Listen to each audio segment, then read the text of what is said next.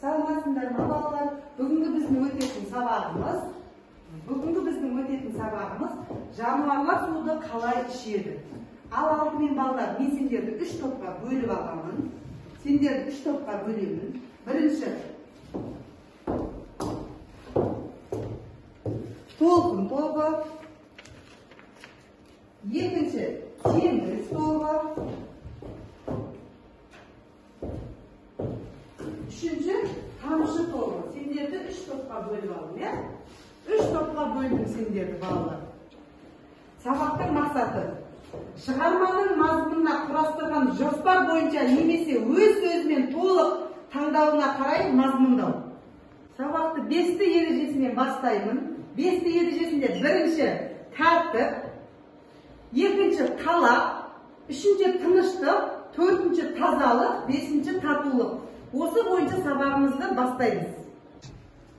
Ал балалар, сабақты бастамас бұрын нұрға бөлену жаттығуын жасап аламыз. Ол үшін теңіз түбіне саяхат әдісімен бастаймыз. Теңіз түбіне саяхат. Қазір көзімізді жұмамыз.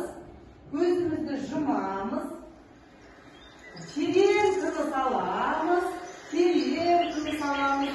Денемізді бос ұстаймыз. Енді теңізге саяхатты бастаймыз. Судың ағысы, жалаң аяқ, құмның үстінде теңізге қарай келе жатырмыз. Ұзақ жақтан бір қара нүкте көрініп тұр.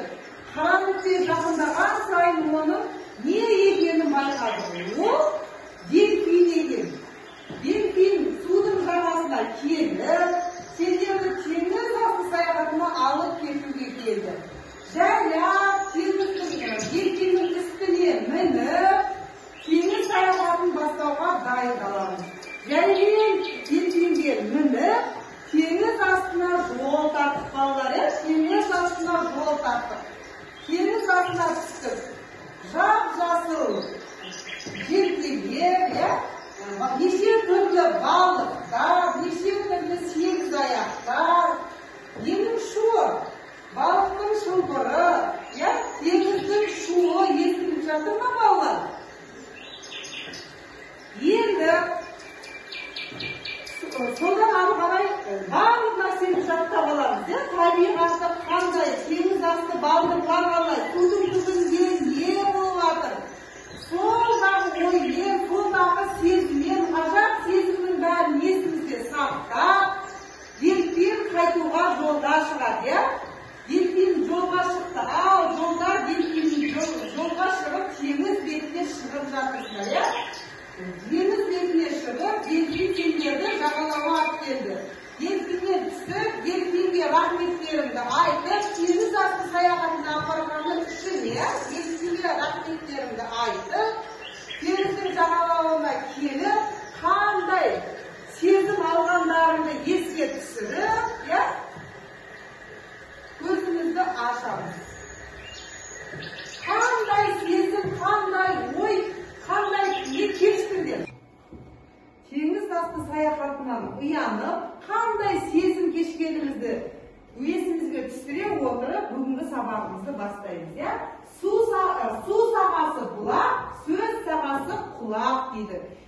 Енді жаңа сабағымызды бастаймыз. Жаңа сабағымыздың аты жануарлар суды қалай ішеді. Ал суға қатысты 5 сөзді есімізге түсіреміз балалар. Алайын. Тұра ғой Диана. Жарайсың. Назерге айта ғой. Тамаша. Нұрсезім айта ғой. Керемет.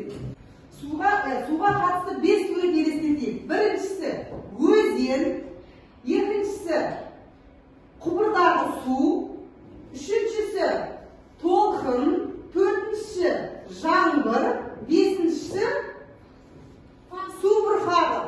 Ал сабағымызды бастаймыз.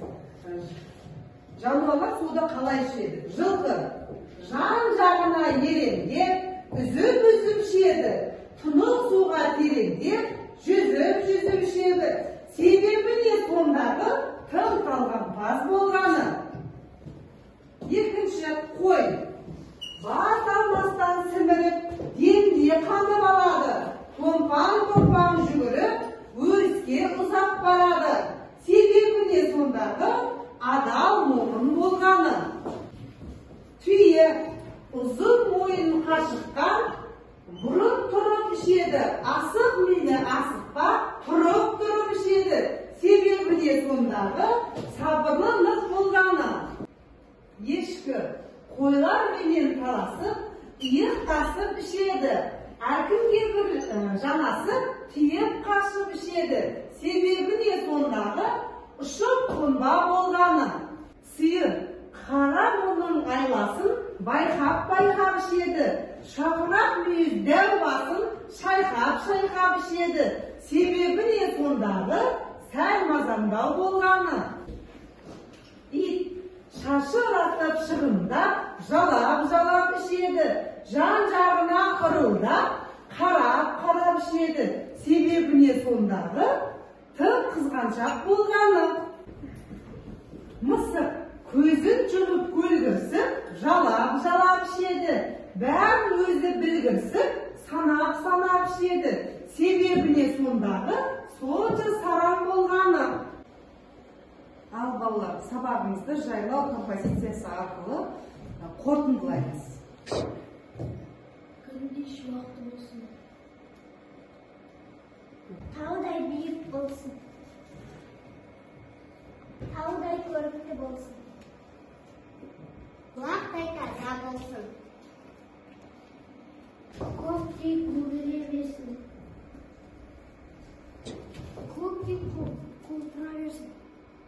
Көктей жайнай берсін. Жануарлар суды қалай ішеді?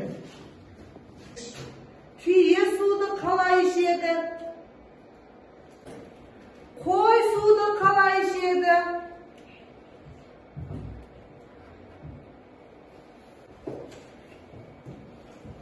Ешкі суды қалай ішеді?